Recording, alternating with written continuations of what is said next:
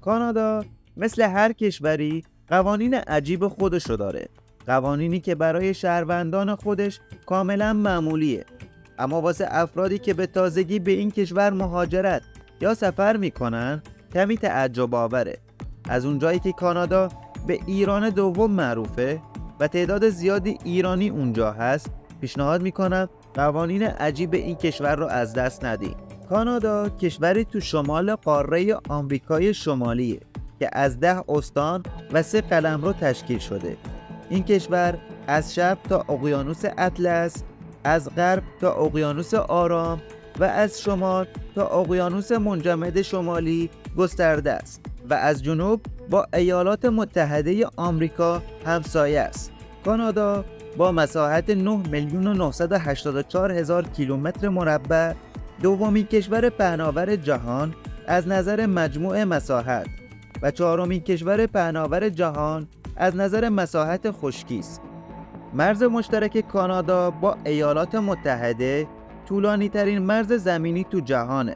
پایتخت کانادا اتاوا و تورنتو بزرگترین شهر کاناداست. بخش زیادی از سرزمین‌های کانادا به دلیل سرما و نزدیکی به قطب شمال خالی از سکن است. اگرچه این قانون تو همه کشورها وجود داره، اما تو کانادا حمل خزندگان تو مکانهای عمومی ممنوعه و اهمیت بیشتری به این موضوع میدن. یعنی شما مجاز نیستید مار و سایر خزندگان را تو مکانهای عمومی مثل رستوران و یا حتی خیابانها همراه خود بیارید. جالبه بدونید یکی دیگه از قوانین عجیب شهر آباتای کانادا اینه که شما نمیتونید از رنگ بنفش واسه دیوارها، نما و حتی درب پارکینگ خود استفاده کنید. دولت و شهرداری کانادا سختگیری شدیدی بر زیبایی شهر انجام میده و به همین دلیل شهروندان اجازه پهن کردن رخت و لباس رو تو بالکن خود به طوری که از خیابون دیده بشه رو ندارن، چون زیبایی شهر رو به هم میریزه. شاید خیلی عجیب باشه، اما تو کشور کانادا نصف از سرود ملی رو به زبون انگلیسی و نصف دیگه رو به زبون فرانسوی میخونن. به این دلیل که تو این کشور هر دو زبون فرانسوی و انگلیسی مرسوم هستش. یکی دیگه از قوانین عجیب کانادا طرز لباس پوشیدن رانندگان تاکسیه. شهرداری کانادا رانندگان تاکسی را موظف به پوشیدن لباس تمیز و مرتب با کفش و جوراب کرده. یعنی مثل ایران خودمون نیست که طرف با دمپایی مسافر کشی کنه. جالبه بدونید نوشیدنی های ملایم و به اصطلاح سافت درینک مانند نوشابه های اسپرایت نباید از کافئین استفاده بشه، اما این قانون با ظهور نوشیدنی های انرژیزا مثل ردبول این قانون به تدریج برداشته شد.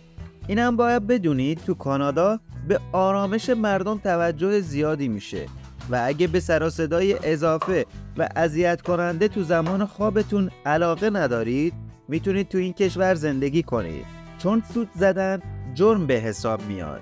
یکی از جالبترین قوانین کانادا واسه زنان و مردان تو شهر تورنتوی کانادا فحش دادن ممنوعه و هیچ کسی حق نداره تو پارک‌های عمومی شهر رفتارهای آشوب‌انگیز، جنجالی، خشن و تهدیدآمیز داشته باشه و اگه پلیس شما را دستگیر کنه با جریمه مالی مواجه میشید.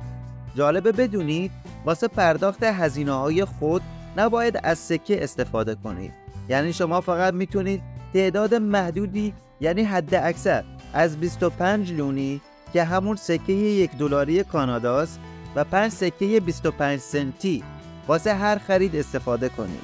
تو کانادا کشیدن پانسمان زخم تو جاهای عمومی مثل پارک و پیاده رو و حتی خیابان‌ها ممنوعه و ممکنه است مستحق جریمه قانونی بشید. این بود از قوانین عجیب کشور کانادا. پیشنهاد میکنم عجایب کشور عمان رو از دست ندید و اگه عضو کانال نیستید ساب کنید، زنگوله رو بزنید تا از بقیه ماجراها با خبر بشید.